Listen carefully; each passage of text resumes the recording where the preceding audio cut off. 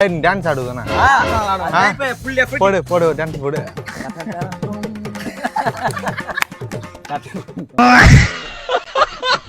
அவன் உடுக்கே திட்டாத அவனை.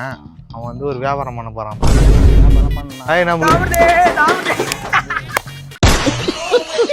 நான் சொல்றது கேளு. உனக்கு ஒரு தரமான ஐடியா ஒன்று சொல்றேன். அவர் ஊர் வந்து வாதானூர்.